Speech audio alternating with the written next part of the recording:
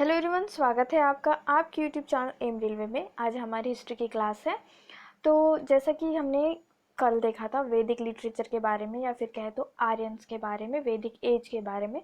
तो आज वही कंटिन्यू करते हैं हम लोग, क्योंकि 4 वेदास ही कंप्लीट हुए थे।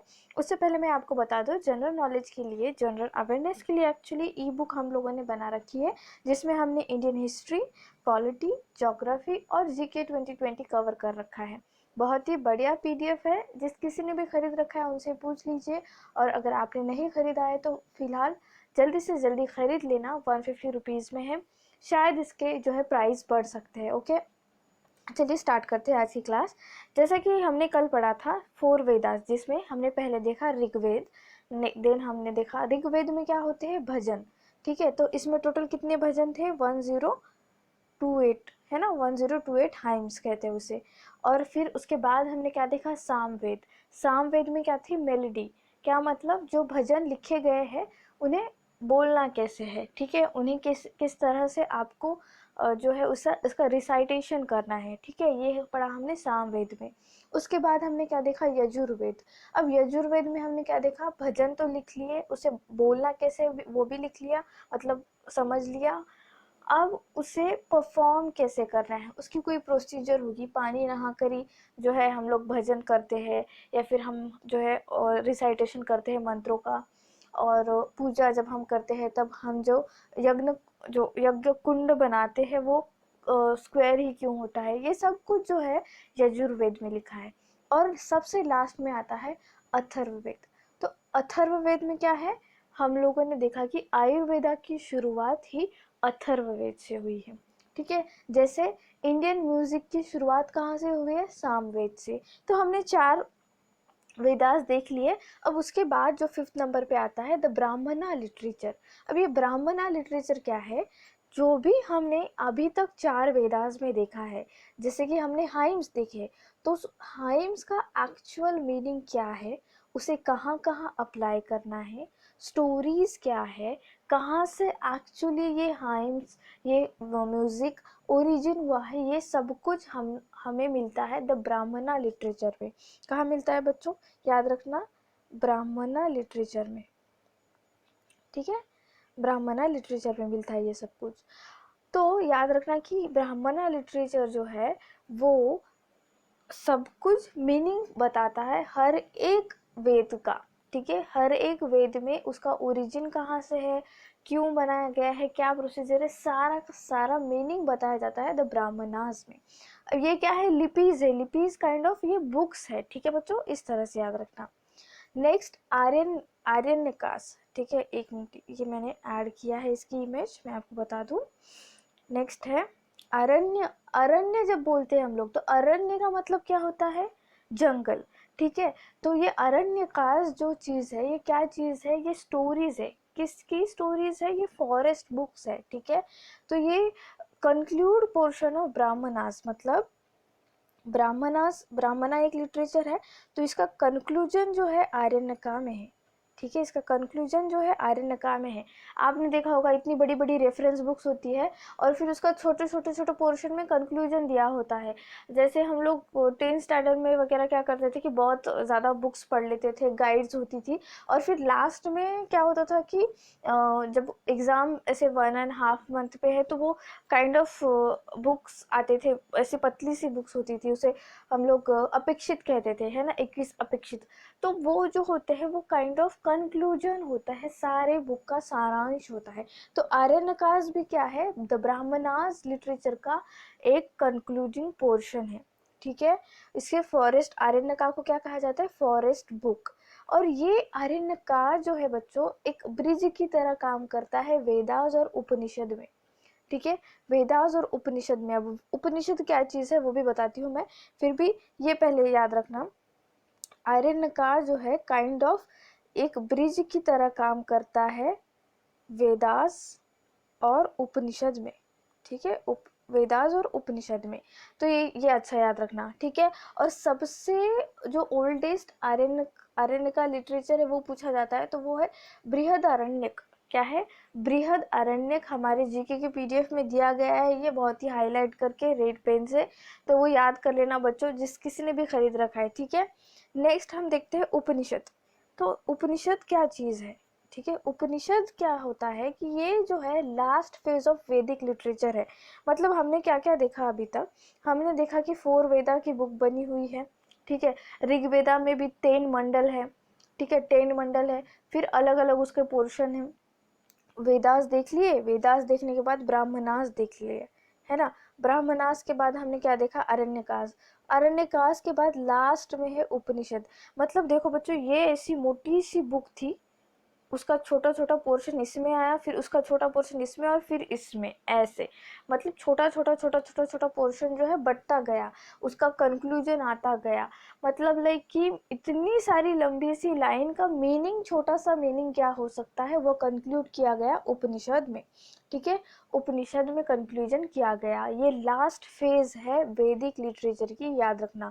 इसे वेदांत भी कहा जाता है क्योंकि यहाँ पर वेदों का अंत होता है, ठीक है। क्या कहा जाता है, Vedanta, because there were the last book to be compiled in the series of Vedic literature, है ना।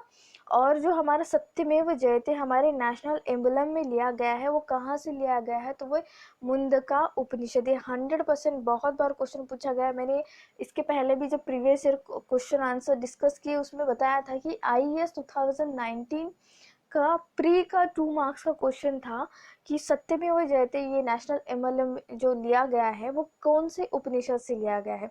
तो याद रखना, मुंडका उपनिषद, ठीक है, मुंडका उपनिषद, सत्यमेव जयते यहाँ से लिया गया। तो हमने सब कुछ जो है वैदिक लिटरेचर के बारे में जान लिया है। अब हम आगे जानते हैं कि वो लोग कैसे थे, क्या मतलब उनका जो है रहन सहन कैसा था, सब कुछ, ठीक है। तो फिर आगे देखते हैं हम लोग किस तरह से। तो मैंने पहले भी बताया था कि वर्णास जो थे, 4 वर्ण, वर्ण जो हमने उपनिषद के बाद में 4 वर्ण देखने हैं हमें, वर्णास कहते हैं इसे। तो जैसे कि ब्राह्मण, क्षत्रिय, वैश्य, शूद्र, है ना। इस तरह से ब्राह्मण, क्षत्रिय, वैश्य, शूद्र, ये पढ़ेंगे। इसके पहले हमें देखना है कि अर्ली वैदिक एज में हुआ क्या, मतलब ऐसे काइंड ऑफ जो है उन लोगों का किस तरह से वो लोग लाइवलीहुड थे, उनके एनिमल हस्बेंड्री वगैरह सब कुछ देखते हैं हम लोग। हाँ, उससे पहले तो देखो अर्ली वैदिक एज का जो काल है, ठीक है, वो है 1500 BCE टू 1000 BCE। मैंने बताया है ये आपको पहले भी, ठीक है। तो ये अर्ली वैदिक एज है। ये अर्ली वैदिक एज में ट्राइबल पॉलिटिकल सिस्टम चलती थी। ये लोग जो है जंगल में रहते थे, तो ट्राइबल थी इनकी जो है सब कुछ, मतलब रहना खाना वगैरह पूरा का पूरा ट्राइबल लोगों की तरह, ठीक है। लेकिन ये ट्राइबल पॉलिटिकल सिस्टम थी, तो इनका हेड जो होता था उसे राजन कहा जाता था। क्या कहा जाता था, राजन। याद रखना, इनके हेड को कहा जाता था राजन, ठीक है, राजन कहा जाता था। तो राजन जो है इसके ट्राइब पर रूल करता था, जो भी उसकी प्रजा है उस पर वो रूल करता था with the help of tribal assembly. अब ट्राइबल असेंबली क्या चीज़ होती है, जैसे देखो अब प्राइम मिनिस्टर जी है, तो प्राइम मिनिस्टर के साथ जो कैबिनेट मिनिस्ट्री है ना, तो इसी तरह से, तो मतलब लाइक कि मिनिस्टर्स का पूरा एक असेंबली। तो यहाँ पर जो राजा होता था, राजन जिसे कहा जाता था, वो ट्राइबल असेंबली की हेल्प से जो है रूल करता था। तो ट्राइबल असेंबली जो होती थी उसमें कौन कौन लोग होते थे ये जान लेना।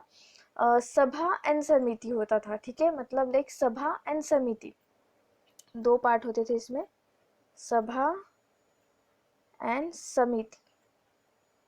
अच्छे से याद रखना बच्चों, ठीक है, ये 2 पार्ट्स होते थे ट्राइबल असेंबली, ठीक है। इसमें तो अर्ली आर्यंस जो है वो लोग मिलिट्री वगैरह पजेस नहीं करते थे, मतलब उनके पास ऐसी कोई मिलिट्री नहीं थी, स्टैंडिंग मिलिट्री नहीं थी, क्योंकि कोई भी आकर आप पर अटैक नहीं करता था तब के टाइम पर, तो मिलिट्री की ज़रूरत ही नहीं थी। हाँ, जब आपको डर होगा कि कोई आकर मेरी जो है ज़मीन ले लेगा या फिर मेरे साथ जो है युद्ध करके सब कुछ हड़प लेगा, तब आप क्या करोगे, एक स्टैंडिंग आर्मी रखोगे।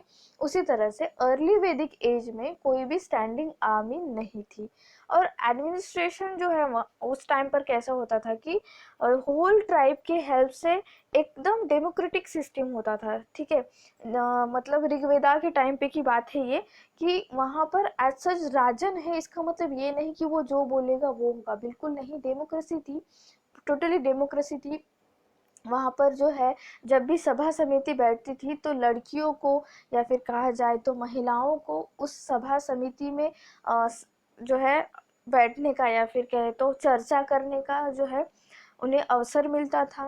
प्लस उन्हें एजुकेशन के लिए प्रोत्साहित किया जाता था, वो लोग एजुकेशन ले सकती थी महिलाएं। प्लस वो जो है अपना वर, अपना जो है जीवन साथी खुद चुन सकती थी, इतना ज़्यादा फ्रीडम था उन्हें, ठीक है। तो अर्ली वैदिक एज में अगर आप इस तरह से सोचो कि अर्ली वैदिक एज बहुत ज़्यादा ओपन माइंडेड लोग थे, ठीक है। बाद में लैटर वैदिक एज में ऐसा हुआ कि थोड़ी थोड़ी थोड़ी ब्राह्मणास जब अपना वर्चस्व दिखाने लग गए, तब के टाइम पे क्या हुआ वो जानते हैं। उससे पहले रिलीजन देख लेते हैं। तो जो ऋग्वेदिक पीपल है वो वर्शिप करते थे गॉड की। वो गॉड की वर्शिप इसलिए नहीं करते थे कि क्योंकि उन्हें पीस चाहिए, ठीक है, स्पिरिचुअल अवेकनिंग चाहिए। जिस तरह से अभी लोग कैसे करते हैं कि गॉड की वर्शिप हम इसलिए करते हैं because we want the peace in side of us, है ना। हम मेडिटेशन करते हैं, क्यों करते हैं, क्योंकि हम शांत रहे। लेकिन पहले जब वो गॉड वर्शिप की जाती थी तो वो लोग वर्शिप करते थे सिर्फ और सिर्फ मटेरियल बेनिफिट के लिए। मटेरियल बेनिफिट मतलब क्या, कि वर्षा हो जाए, ठीक है। वो लोग जो है इंद्रदेव को बहुत ज़्यादा वर्शिप करते थे कि वर्षा हो जाए और फिर हमें अच्छा खासा जो है क्या कहते हैं उसे, क्या कहते हैं उसे, फसल, हाँ, फसल मिल जाए, अच्छी खासी फसल मिल जाए। और हमारे जो भी काऊ या फिर हमारे पशु है वो लोग ठीक ठाक से उन्हें जो है काइंड ऑफ फले फूले। समझ में आया आपको, मतलब वो जस्ट मांगते थे कि हमारी प्रजा खुश रहे और हमारे पशु खुश रहे। पशु में भी काऊ, गाय को बहुत ज़्यादा मानते थे वो लोग।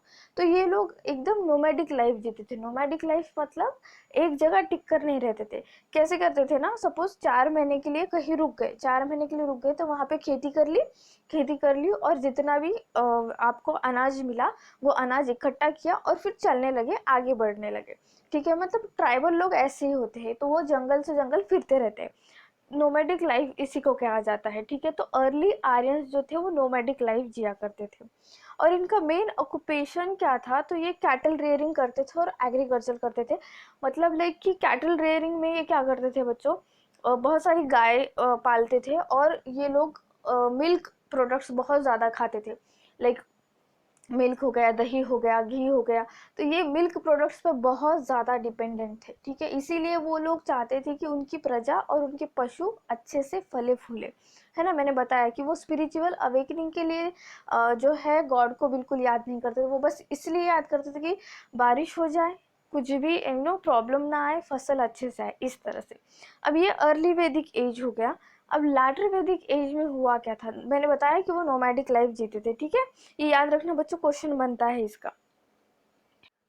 लैटर वैदिक पीरियड जो है वो 1000 BCE से लेके 600 BCE तक है। ये भी याद रखना है आपको, 1000 BCE से लेकर 600 BCE तक है, ठीक है। लैटर वैदिक पीरियड में लोग है ना थोड़ा सा मैं ऐसे कहूँगी कंजर्वेटिव हो गए।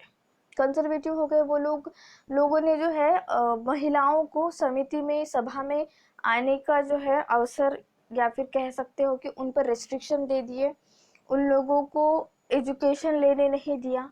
उन लोगों को खुद का जो है जीवन साथी चुनने की भी जो है इस तरह से रिस्ट्रिक्शंस होने लगे उन पर। मतलब महिलाओं के लिए रिस्ट्रिक्शंस, वर्नाज बन गए। वर्नाज जैसे कि मैंने पहले बताया कि इस तरह से वर्नाज हो गए, वो सब कुछ पढ़ेंगे हम अभी। तो लैटर वैदिक पीरियड मैं ऐसा मानूंगी कि कंजर्वेटिव और अर्ली वैदिक पीरियड से भी ज़्यादा। अर्ली वैदिक पीरियड कैसे इतने ओपन माइंडेड लोग थे, और लैटर वैदिक पीरियड में वर्चस्व की नीति आ गई कि मैं अगर इतना इतना काऊ पजेस करता हूँ, मैं इतनी इतनी लैंड पजेस करता हूँ, तो मैं हूँ राजन, इस तरह से। ठीक है, तो काइंड ऑफ ईगो बोल सकते हो आप, इगोइस्टिक लोग आ गए इसमें। ठीक है, इस तरह से आप लोग समझ लेना इसको। ठीक है, और हुआ क्या था, मैंने कैसे बताया कि नोमैडिक लाइफ जी रहे, तो लैटर वैदिक पीरियड में हुआ यूं कि ये लोग चलते चलते चलते चलते ना गंगा यमुना के संगम के पास आ गए, मतलब लाइक गंगा और यमुना के इस बीच रीजन में आ गए। और इन्होंने क्या किया, यहाँ पे खेती की। खेती करने के बाद हुआ यूं कि सरप्लस अमाउंट में इनको फसल हुई। सरप्लस का मतलब क्या होता है, आपके जो है एक्सपेक्टेशन से भी ज़्यादा। ठीक है, मतलब आप सोच रहे थे कि हमें ये बिजनेस करके 1 लाख का जो है क्या कहते हैं उसे प्रॉफिट होगा, लेकिन आपको 10 लाख का प्रॉफिट हुआ, तो इसे क्या कहेंगे हम लोग, सरप्लस प्रॉफिट। इसी तरह से इन लोगों ने जब यहाँ पे फसल उगाई तो इन्हें सरप्लस जो है अमाउंट में फसल मिली। तो ये लोगों ने क्या किया कि इन्हें लगा दिस रीजन, जो ये गंगा यमुना का रीजन है, ये रीजन समथिंग मैजिकल हियर। तो वो लोग क्या कहे, क्यों नहीं, हमें अब बस यहीं रुकना है, तो ये यहाँ पर ही स्टॉप हो गए। अगर इनको यहाँ पर सरप्लस कुछ भी नहीं मिलता तो ये पूरा का पूरा इंडिया घूम लेते। ठीक है, इस तरह से ये नोमैडिक लाइफ जीते थे, तो उनको सरप्लस मिला, फिर वहीं रुक गए वो। वहाँ रुकने के बाद जो है ग्रेजुअली डेवलपमेंट होती गई। फिर मोनार्की सिस्टम आई। मोनार्की सिस्टम आई मतलब कि लाइक एक ही इंसान के हाथ में सत्ता आ गई, किंग रूल करने लगा मिनिस्टर के हेल्प से। तो मिनिस्टर्स को उस टाइम कहा जाता था रत्नी। क्या कहा जाता था, रत्नी, रतन होते हैं ना, उस तरह से।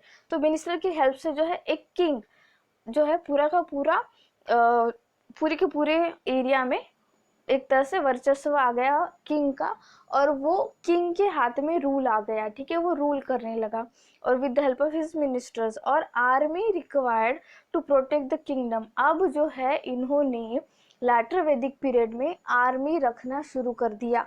आर्मी रखना शुरू कर दिया, इसका मतलब क्या कि आर्मी के कुछ खाना पीना होगा, उन लोगों को जो है अच्छे से उनका जो क्या कहते हैं इसे, आर्मी को कुछ आर्मी रखना है। ठीक है, तो उसके लिए आपको पैसा देना पड़ेगा, या पैसा नहीं तो एटलीस्ट जो है अनाज वगैरह देना पड़ेगा। तो एक्स्ट्रा अनाज कहाँ से लाओगे, जनता से लाओगे। जनता को डायरेक्टली इनडायरेक्टली आप टैक्स लगाओगे। तो तब से जो है टैक्स की सिस्टम स्टार्ट हुई। तो टैक्स जो इम्पोज होता था आर्मी और मिनिस्टर के वजह से जनता पर, उसे कहा जाता था भागा। क्या कहा जाता था, भागा, याद रखना। ठीक है, भाग पड़ते थे, मतलब लाइक कि आपके पास 100 रुपीज़ है तो उसके कुछ भाग करो। ठीक है, उसके कुछ पार्ट्स करो, और फिर उसका कुछ पार्ट्स जो है हमें देना ही पड़ेगा, बिकॉज हम लोगों ने आपकी सुरक्षा के लिए एक आर्मी, स्टैंडिंग आर्मी जो है बना रखी है, इस तरह से। तो लैटर वैदिक पीरियड, जैसे कि मैंने बताया कि इगोइस्टिक लोग, अब इगोइस्टिक लोग जो है ब्राह्मणास, क्षत्रिय, वैश्य, शूद्र, तो इस तरह के 4 वर्ण आ गए, 4 वर्ण आ गए। और आप जब इस ट्रायंगल को देखोगे बच्चों, तो ब्राह्मणा कितने कम है ना, ब्राह्मणास कितने ज़्यादा कम है।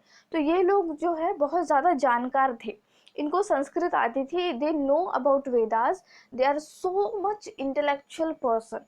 तो वो लोग क्या करते थे कि जिसको भी ज़्यादा नॉलेज है वो हमेशा ऊपर के लेवल पे, ये लोग लोक संख्या में कम थे। इन लोगों की जो है काइंड ऑफ आप बोल सकते हो कि माइनॉरिटी में थी, लोक संख्या कम थे ये लोग, लेकिन ये लोग ही जो है वर्चस्व था इनका। इनके बाद आते हैं क्षत्रिय। क्षत्रिय मतलब सोल्जर, जिनके पास बहुत ज़्यादा लैंड है, काइंड ऑफ लैंड, बहुत बड़े बड़े लैंडलॉर्ड्स, और जो है उनका भी एक क्षत्रिय जो थे वो अलग अलग ट्राइब के राजा थे। ठीक है, ऐसा नहीं था कि क्षत्रिय है इसका मतलब वो लोग ब्राह्मण को ही संभालते होंगे, या फिर ब्राह्मण इन्हें हैंडल करते होंगे, नहीं, ऐसा नहीं था। क्षत्रिय का मतलब कि ये लोग जो है स्ट्रांग थे, इन लोग आर्मी में बड़े बड़े पोजीशन पे थे, इन लोगों के पास बहुत बड़े बड़े लैंड्स थे, ये लैंडलॉर्ड्स थे। ठीक है, अच्छे खासे थे, मतलब लाइक कि 1 नंबर पर आते हैं ब्राह्मण, 2nd नंबर पे क्षत्रिय, तो हुआ क्या, क्षत्रिय, अब थोड़ा आगे जाते हैं हम, वैश्य। वैश्य जो है मर्चेंट, ठीक है, व्यापारी लोग, जो भी छोटा मोटा काम जो क्षत्रिय लोग नहीं करते हैं, ब्राह्मण लोग नहीं करते, वो वैश्य लोग करते थे, ठीक है। एंड देन शूद्र, शूद्र जो होते थे वो लोग वो काम करते थे जो कि ऊपर के 3 भी वर्ण नहीं करते हैं, और ये काम जो है वो सोसाइटी मानती थी कि ये काम सही नहीं है, जैसे कूड़ा निकालना वगैरह। तो शूद्र लोगों को इस तरह का काम दिया जाता था, ठीक है। इस तरह से ये देखो यहाँ पे जो दिख रहा है आपको, गरीब गरीब काइंड ऑफ इंसान, तो ये है बेचारा शूद्र।